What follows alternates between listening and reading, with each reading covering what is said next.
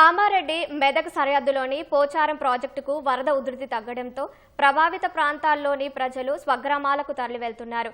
దీనిపై మరింత సమాచారాన్ని మా ప్రతినిధి రామకృష్ణ అందిస్తారు.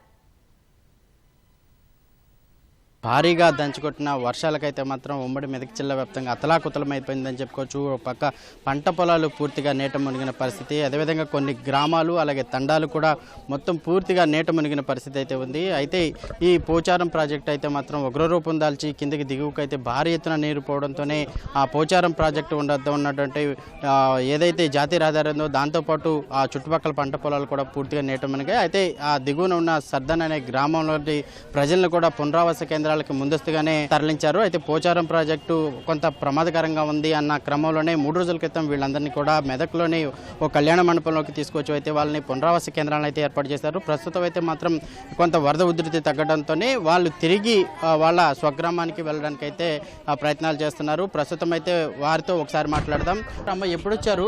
మీ పరిస్థితి ఏంటి? పండుగ నాడు రాత్రి సార్ ఇంట్లోకెళ్ళి కట్టుబట్టల మీద వెళ్ళొచ్చినాం. పొలాలు మునిగిపోయినాయి. మాకు ఇప్పుడు ఇంటికి పోతే గందరగోళం లెక్కుంటాం. ఇక ఇండ్లు కూలిపోయినాయి కొన్ని. మాకు ఏదన్నా సాయం చేయాలి. అన్ని పొలాలు మునిగిపోయినాయి. కౌలు పొలాలు పట్టుకున్న వేసినాము. పెట్టుబడి సాయం అన్నా ఇవ్వాలి మాకు. అమ్మ, మీరు చెప్పండి, మీరు ఎంత పొలం వేశారు? పొలం కావచ్చు, ఇల్లు కావచ్చు, ఇప్పుడు ఎలా ఉంది పరిస్థితి? ఎలా ఉందంటే ఇల్లంతా తురుస్తుంది, స్లాపే కానీ అక్కడ పక్కకి మొత్తం వస్తుంది. ఇల్లంతా నీళ్ళైనాయి, ఉండరాలేదు. నిన్న అనుకోకుండా మధ్యాహ్నం తినేళ్ళాం మొన్న 3 రోజుల నాడు. నిన్న 2 రోజులు ఇక్కడ ఉన్నాం. ఇప్పుడు ఇంటికి పోవాలంటే భయం అవుతుంది మళ్ళీ. కానీ పోతున్నాం, ఎట్లా పోకూడదు తప్పది. మరి సర్దన మరి ఏం చేయాలి? మీరు చెప్పండి, ఈ ప్రాజెక్టు దిగువ ప్రాంతంలో ఉన్న గ్రామాలని ప్రధానంగా అయితే ఈ పునరావాస కేంద్రాలకు అయితే తరలించారు. అలాగే సీఎం నిన్న రివ్యూ కూడా నిర్వహించారు. మీ గ్రామం ప్రస్తుతం ఎలా ఉంది? మా గ్రామం చాలా ఘోరం పరిస్థితి సార్. చాలా మంది దగ్గర 1000 ఎకరాల పొలం మొత్తం ఖరాబ్ అయినాయి. చాలా ఇల్లు గుల్లిపోయినాయి చాలా మంది. ఇప్పుడు వెళ్ళినా కూడా ఒక ఇళ్ళలో ఉండే పరిస్థితి లేదు. బియ్యాలు అన్ని మొత్తం వదిలేసి వచ్చినాము. మేకలు, గొర్రెలు, ఎడ్లు ఎటువైనా ఇక్కడ తెలియదు, ఇప్పుడు తెలియదు. ఇప్పుడు ఊళ్ళోకి వెళ్ళి అవి ఎటువైనా లెంకోవాలి. మళ్ళీ చాలా మంది ఇబ్బందిగా ఉన్నాము. కొంతమంది అయితే చాలా మంది ముసలి వాళ్ళు కూడా చలికి చాలా ఉనికిరు. ఇక్కడ చాలా ప్రాబ్లం ఉంది సార్. సర్దన్ మొత్తము మన సీఎం రెడ్డి సార్ గారు మా సర్దనం చూడండి. చూసినాక మాకు ఎంత చాలా లాస్ వచ్చింది. పొలాలు ఎవరు చాలా మంది పొలాలు ఈసారి పంట రాదు మాకు. మొత్తం చుట్టుముట్టు వాటరే. అంటే ప్రధానంగా ఏమేమి పంటలు వేస్తారు? ఎంత మేరకు నష్టం జరిగి ఉండొచ్చు మీ అంచనా? మినిమం 90%, మొత్తం 90% మొత్తం పంట కలిపింది. మొత్తం వరి వేస్తాం. మా మొత్తం వరి పడుతుంది. వరి మొత్తం పోయింది. కనీసం సూదామంతం కూడా నీళ్ళలో మొత్తం మునిగిపోయినది. ఇది మా పొలమా, ఇది నా పొలమా తెలియదు కూడా నిండిపోయింది. చాలా ఊరికి వెళ్తే ఒకటే చెప్తున్నాను, గవర్నమెంట్కి సీఎం సార్ చెప్తున్నాను, ఒక్కసారి మా బాధలు చూడమను. అక్కడ కొంతమంది పొలాలు సౌలకి ఇచ్చిన కూడా వాళ్ళు కూడా ప్రాబ్లం, చాలా లాసులు ఉండరు. చాలా ప్రాబ్లం ఉంది సార్. ఇప్పుడు మీ వల్ల కొద్దిగా హెల్ప్ చేయండి. మీరు కూడా చాలా సార్ చెప్పండి. మా సర్దం చాలా లోతులు ఉన్నాం. ఇప్పుడు కూడా డేంజర్ పొజిషన్ అది. ఇంకా గట్టిగా వర్షాలు పడితే మళ్ళీ ఇదే బతుకులు మళ్ళీ రోడ్డు మర్చి కూర్చోవాలి, రోడ్డు మీద వరకు ఉండాలి అని చెప్పి. ప్రధానంగా మీరు ఏం కోరుకుంటున్నారు ప్రభుత్వం నుంచి? ఏమేమి చేస్తే బాగుంటుంది అని అనుకుంటున్నారు? ప్రస్తుతానికైతే తినడానికి ఇప్పుడు కొంచెం ఏం లేవు. ఫుడ్ రైస్ కానీ ఏదైనా మా పక్కూరికి వెళ్తాం కూడా మాకు రోడ్డు మొత్తం ఖరాబ్ అయిపోయినాయి. బ్రిడ్జులు ఖరాబ్ అయినాయి. పక్క టౌన్కి పోదామని కూడా మాకు రోడ్డు లేదు. ఇప్పుడు ఒక ఊళ్ళోనే ఉండాలి, ఊళ్ళకి వెళ్ళి బయటకు రాకుండా ఉన్నాను. మాకు ఇక తినడానికన్నా ఏదైనా కనీసం ఆ తరపు నుంచి కొంచెం హెల్ప్ చేస్తే ఒక 5 రోజులకు మేము గట్టి ఉంటాం. ఇప్పుడు కూడా మేము డౌట్ వేస్తాం. ఇప్పుడు మేము ఊరికి వస్తున్నాము, సంతోషం ఉంది. కానీ ఊళ్ళో వెనక ఏమైతే భయం అవుతుంది. ఇప్పటికి ఒక 5 రాత్రులు 5 రోజులు పోయినాక కూడా మాకు మంచిగా ఉంటేనే ఓకే. లేదంటే మళ్ళీ రోడ్డు మీకు రావాలి.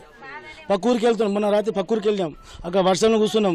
ఆ తర్వాత అందరూ మళ్ళీ గవర్నమెంట్ వచ్చి బస్సులు వేసి మళ్ళీ ఇక్కడ మళ్ళీ ఫంక్షన్ హాల్ దించారు. ఇక్కడ కూడా కొంచెం మాకు ఏం ప్రాబ్లం లేదు. ఒకటే చెప్తున్నాను గవర్నమెంట్కు, మా సర్దన విలేజ్కి మేము కాపాడమని చెప్పండి. ఎందుకంటే చాలా లోతులు అయిపోయినాం.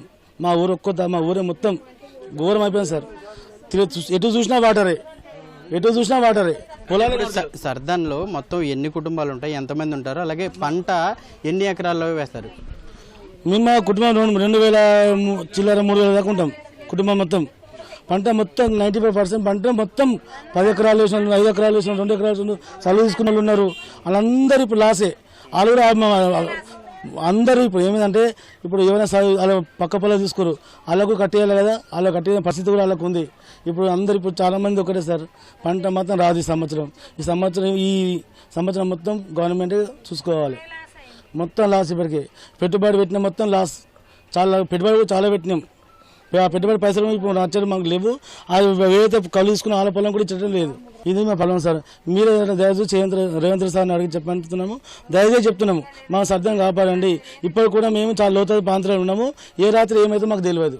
మొత్తంగా చూసుకోవచ్చు, ఏదైతే ఈ పోచారం ప్రాజెక్ట్ ఉందో దాని దిగువ ఉన్న ఈ గ్రామం అయితే సర్దను అయితే మొత్తం కూడా దాదాపు 350 మంది కూడా ఇక్కడికి ముందస్తుగానే ఎలాంటి ప్రమాదం జరగకుండానే ముందస్తుగానే ఒక కళ్యాణ మండపంకి అయితే తరలించారు. కానీ వాళ్ళ గ్రామం మొత్తం కూడా నీట మునిగిందని చెప్పి, అలాగే పంట కావచ్చు, అలాగే ఇళ్ళు కూడా ధ్వంసం అని చెప్తున్నారు. అలాగే పశువులు ఏమయ్యో కూడా ఇంతవరకు తెలియదు. అక్కడ పరిస్థితి ఎలా ఉందో తెలియదు. కాకపోతే ఇప్పుడైతే ఇంటికి వెళ్తున్నాం, కానీ అక్కడ నివాసానికి అవకాశం ఉంటుందో లేదో కూడా తెలియని పరిస్థితి ఉంది. ప్రభుత్వమే తమని ఆదుకోవాలని చెప్పి కూడా వాళ్ళు ఆర్తనాదాలు అయితే చేస్తూ ఉన్నారు. కెమెరామెన్ మొహమ్మద్ షేతో రామకృష్ణ, ఈటీవీ న్యూస్, మెదక్ నుంచి.